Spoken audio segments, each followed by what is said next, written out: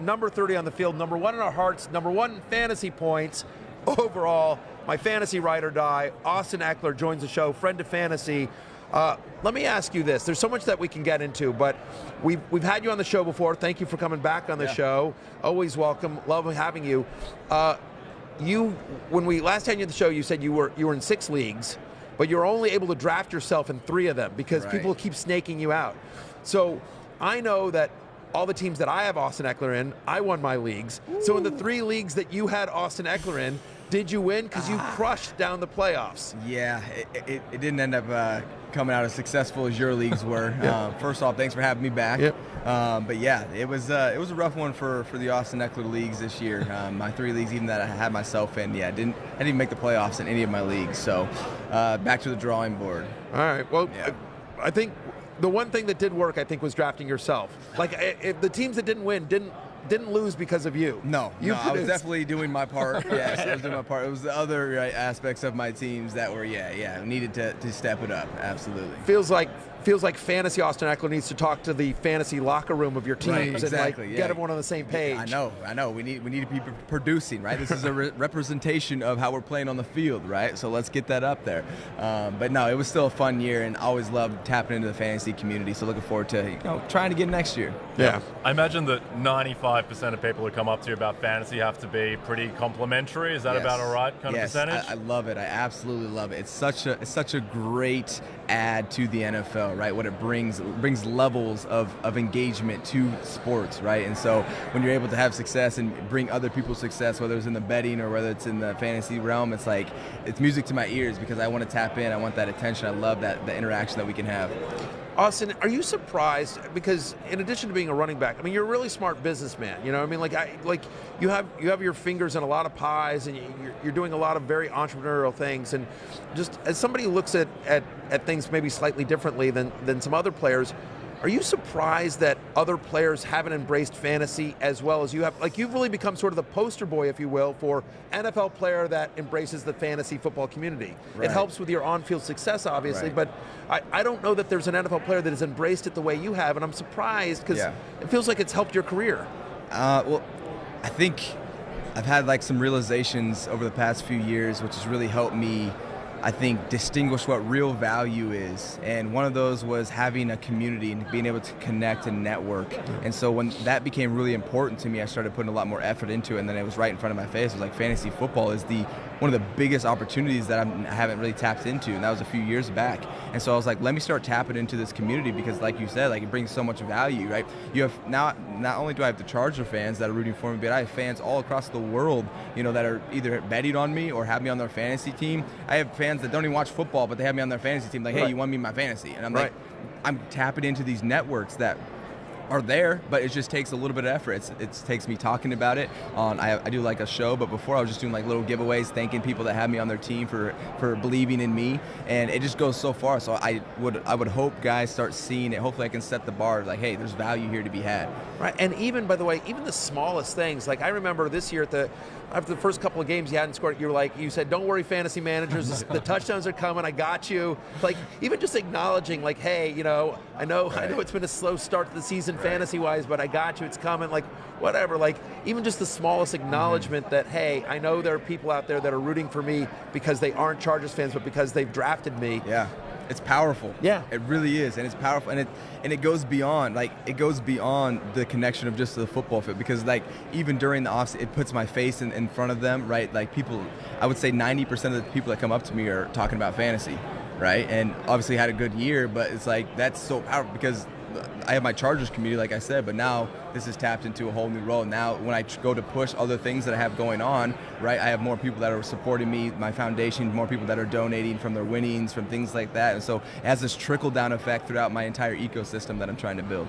Is that something where I guess more people come up to you perhaps than other players because if I was walking around and I saw Keenan Allen, I'd be like, oh, I don't really know what to say to Keenan Allen, but with you I might go up to you and say, oh, thank you so much for your fantasy stuff. That must be a thing where more than other players in your position where you've got people coming up to you for that. And look, we all have different personalities, right? And so for me, I keep an open mind, because I know how important, like I said, I put a lot of value in relationships and meeting people and understanding and at least asking them, asking them questions, when I do meet and greets, I have the longest line because I take like 30 seconds with people just asking them where they're from, you know, what they're a little about their story, right? Because I want to make that interaction something that is meaningful to them, right? I want people to have some type of memory with me because as players, as influential people, our legacy lives within the memories of our fans, right? And so once my career's over, who is Austin Ekeler? Well, it's going to be that time we met at that one meet and greet and did that one thing where I talked to him about fantasy. And so this is an opportunity for me to continue to build and implement my message through my legacy,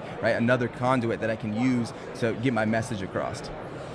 Which is so brilliant, and you've done it perfectly, and we in the fantasy community appreciate it because it's a two-way street, right? Because having a player of your caliber say, hey, no, fantasy should be part of the conversation, you know, helps us as well, right? And it helps what we do, you know, when we can point to, hey, we're not just off to the sides, we're having, you know, real conversations with NFL players that at the highest level. Let's talk Chargers football here for a second, right? Let's talk Chargers football.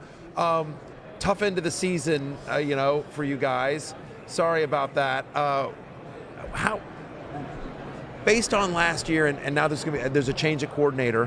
Have you talked to Kellen Moore at all about? Have you guys connected? Yeah. And he's talked about what your role in the offense will be. No deep talk. It was really just the introduction, and I just let him know, like, you saw how our season ended. Like, you're coming into a hungry group that wants to get back to that because we know we have more in the tank. Like, we know that that's not us. Like, that we have so much better football to be played than what was shown on that last half of that game during the last postseason game. And so that was really the conversation, introducing him, and I just let him know that before he got out of there. He was at Disney World with his family, so he was making the rounds at the same time when he got hired.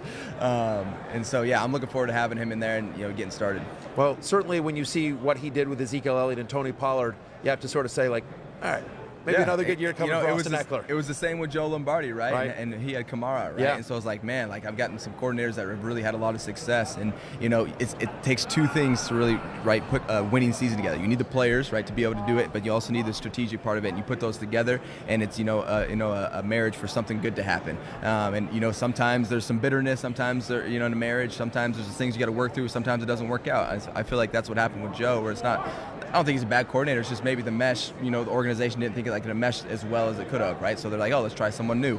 And then same thing with even Kellen in Dallas, like top of the line as far as, in the categories, statistics, all these things, but it's like they wanted to maybe try someone new.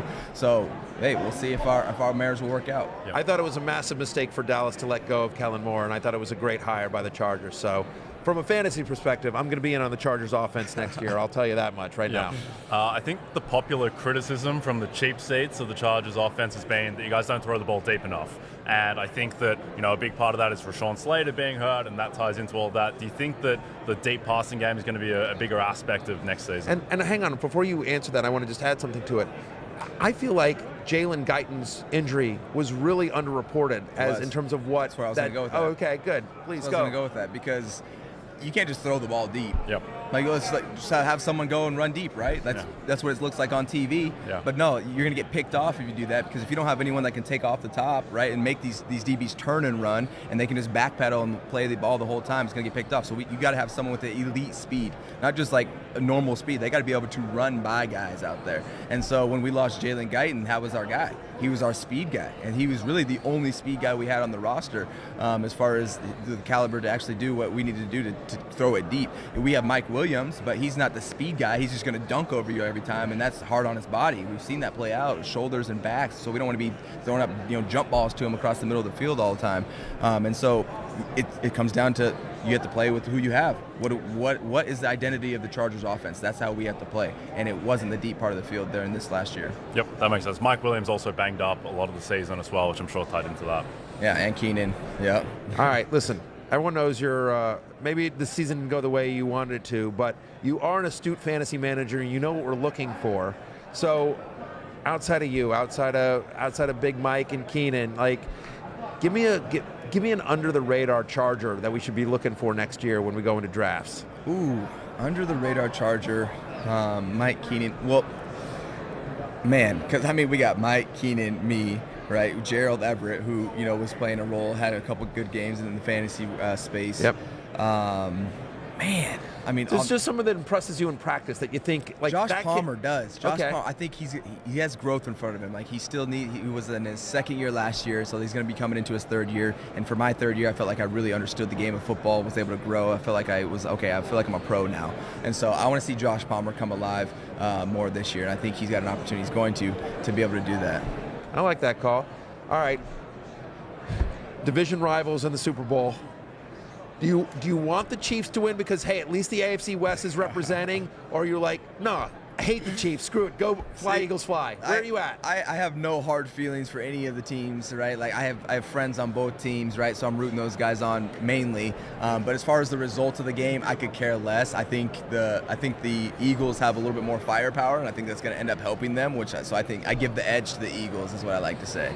Okay. Yeah. All right. So you don't have a rooting interest. Nah, not really. And if you had to pick a winner, you're picking the Eagles, but it doesn't feel like you feel strongly about it. I want to really root for good teams. myself. I want to root for myself there. So if I'm not there, I just root for my guys that are playing in it. Fair enough. Well, Austin, is there anything else we can promote? You doing so much. Yeah. Is there any? Yeah. Well, I'm here on behalf of Sleep Number. Okay. Yeah. Great. So they didn't tell me that. So tell me about Sleep Number. Let's dive into it. I've been working with Sleep Number for a long time. 80% of players are using Sleep Number beds nowadays. So that shows you that the reputation, right, is stuck, and right, we're all committing to Sleep Number beds. And for me, it's like, I mean, sleep is just crucial, right, to have the energy to actually get going, right? So it's like, okay, when I notice when I don't sleep on my Sleep Number bed, because my Sleep Number bed is like custom to me. Like I have my setting, my Sleep Number is 50, like it's perfect for my body. It adjusts overnight. When it gives me, it's a motion sensor where it's like, it feels like you have a sensitive spot right here. You're putting too much weight, it'll adjust you when you're sleeping. It's like, it's pretty cool. It's like, shh. Right, you just feel it sometimes. It's like, there we go. And so I love my Sleep Number bed. Like I said, 80%. And so we're trending in this direction where good sleep has been represented in the NFL by Sleep Number. So I have to shout them out while I'm here with them. No question. Well, thank you to Sleep Number for making Austin Ekeler valuable, and Austin Ekeler, thank you to you, the #1 running back in fantasy on a points per game basis. Over 1,500 yards from scrimmage 3 of the last 4 years. Last 2 seasons, 38 touchdowns from scrimmage. Dude, that is 12 more than any other player in the NFL. Like, it's not just the most, keep it going. It's the most by a lot. You had over 18 fantasy points in 11-17 fantasy points. You were a delight. You were a friend of fantasy. You were a friend of football fans. Good luck to you and the Chargers next year. You're always welcome, my friend. We love you. Thank you so much. Yes, thanks for having me on as always, and I appreciate the support throughout the year. Hey, it's Matthew Berry from NBC Sports and RotoWorld.com. Just want to thank you so much for watching what you just watched, or at least being too lazy to click out of it after the autoplay just kept it going. So either way, thank you so much for just letting it scroll by your screen. And now I'd like to ask you respectfully, please subscribe to the NFL on NBC YouTube channel for the latest NFL news, fantasy headlines from RotoWorld, and betting analysis from NBC Sports Edge.